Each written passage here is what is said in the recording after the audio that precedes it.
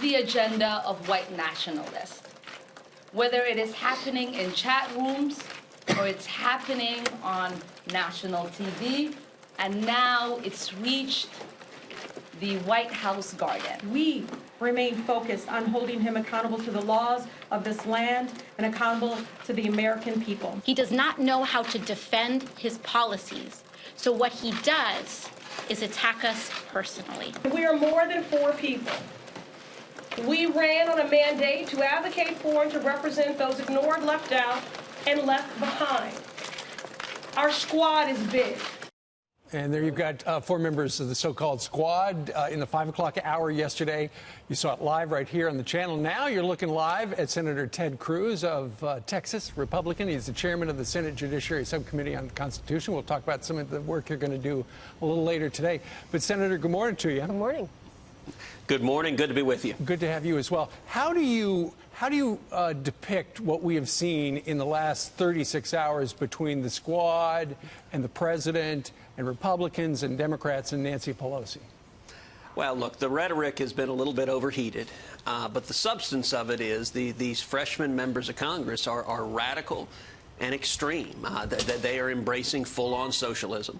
They are authoring the so-called Green New Deal, which would cost $93 trillion to the economy. That would have the effect of every family in America increasing your taxes $65,000 a year, every family in America. These are radical and extreme plans. These freshmen, unfortunately, also have a long and troubling history with anti-Semitism, engaging over and over again, not just once, but multiple times in making anti-Semitic insults, sending anti-Semitic tweets. In fact, it was so bad that Nancy Pelosi and the House Democrats tried to censure those House freshmen for their anti-Semitic comments. They tried to pass a resolution condemning anti-Semitism in response to the comments, and it is a testament to the power in the Democratic Party those House freshmen have that the entire caucus fell apart. They couldn't hold the votes to pass a simple, clean resolution condemning anti-Semitism. I will tell you, I was proud that the Senate did a lot better. I authored a straightforward, direct resolution condemning anti-Semitism. Tim Kaine, a Democrat, joined me. The two of us brought together. We had 56 co-sponsors, including 14 Democrats, and we passed it unanimously through the U.S. Senate. Every single Republican, every single Democrat. And you want to know what the House should do in the wake of all this nonsense the last couple of days? They ought to take up and pass the resolution that the Senate just passed 100-0. Why didn't they do it? Because most of the conference is terrified of those freshmen. They're terrified of the radical activists behind those freshmen, and so they basically, the committee chairs, the speaker has handed her gavel over to those freshmen. The committee chairs have handed their gavels over to the freshmen, and every one of them are terrified that these freshmen will criticize them. And what it means is the angry radicals, the people who, I mean, you saw in that clip right there that they're accusing the president of being a white nationalist. Senator, the speaker did criticize them, and in turn, they accused the speaker of being critical of them because they are people of color. And that's when the president inserted himself. So in the past, you and the president famously clashed, like Rand Paul, like Lindsey Graham, and you guys got over it and you respect each other. Lindsey Graham basically said, the president, I understand where you're coming from, but aim higher. Joni Ernst and Senator Tim Scott kind of thought the president was over the line. Where does Ted Cruz stand? Oh, listen, like most tweets the president sends, I wouldn't send these particular tweets. But I'll tell you, the substance of their record is indefensible. The substance of their record is extreme, it's radical, and I think we ought to be talking about the substance of their record, the substance about why they send tweets minimizing 9/11 and minimizing al-Qaeda when they attacked America on 9/11. That's troubling when you're saying things like that. Yeah, those are also things you wouldn't say either. All right, let's talk about, that is exactly right. Let's talk about the Senate hearing about free speech today. You're holding this. I know you've invited Dennis Prager to come to Capitol Hill to talk about this because it really affects him personally. Listen to what he said earlier on our show. If there's anything you would think that liberals and conservatives would agree on, and admittedly there isn't much, you would think it's about protecting free speech. And now, today, we have, at PragerU, we have 1 billion views a year. We're very effective.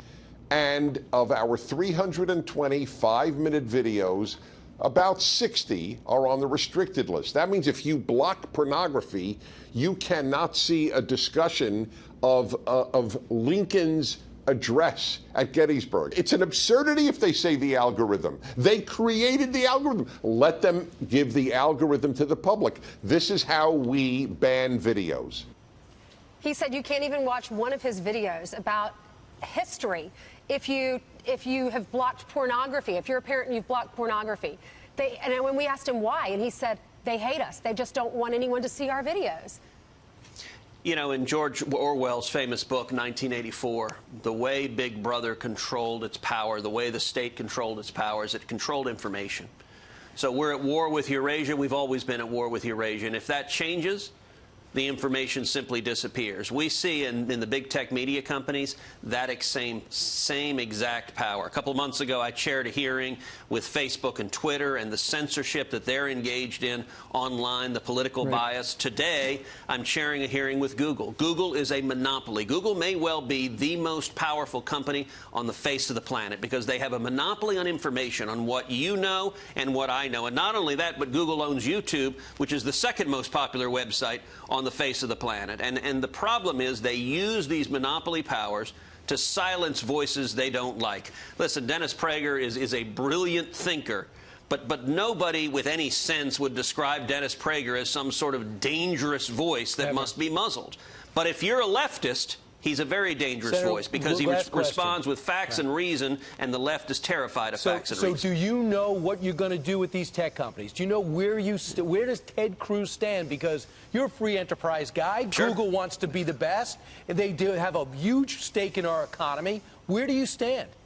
It is a great question, and I will readily concede the solution is complicated. Nobody wants to see a federal speech police deciding what is and isn't permissible. What we do, however, have is three possible remedies. Number one, there's a special provision of law, Section 230 of the Communications Decency Act, that gives Google and Facebook and Twitter and the big tech media companies a special immunity from liability that nobody else enjoys. And Congress passed that under the assumption they would be neutral public fora. In other words, they weren't going to be biased. They weren't going to favor one view over another. They would let all comers come to their site. They've decided not to do that. They've decided to be hardcore leftists, to silence, to throttle, to shadow ban conservatives. And I think if they continue to do that, there's no reason they should get a special immunity from liability that nobody else does. Number two is the antitrust laws. Listen, by any measure, Google is larger, it is more powerful, it has a larger market cap than AT&T was when it was broken up by the antitrust laws. It's larger and more powerful than Standard Oil was when it was broken up by the antitrust laws. Google is a monopoly, and Google is abusing its monopoly powers. We have antitrust laws to deal with that. And third, the Department of Justice can and should be investigating along the lines of fraud and or breach of contract, which is, look, when you sign up, say, with a Facebook or Twitter, you assume that if you follow someone, you'll see their tweets, you'll see their posts. Likewise, you assume if someone follows you, they'll see what you tweet and what you post. That's not, in fact, what's happening. What's happening is the social media sites are censoring, they're shadow banning. If they don't like what you're saying, they just hide what you're saying. That is essentially a fraud on the consumer, and they're deceiving the consumer because they've got a political agenda. Any of those three remedies needs to be considered, and I think the scope of this problem needs to be fully understood. The big tech companies know those are things that could happen to them, so it'll be interesting to see what they tell your subcommittee. Sir, thank you very much. Good luck today. Thanks, Senator. Always a pleasure. All right.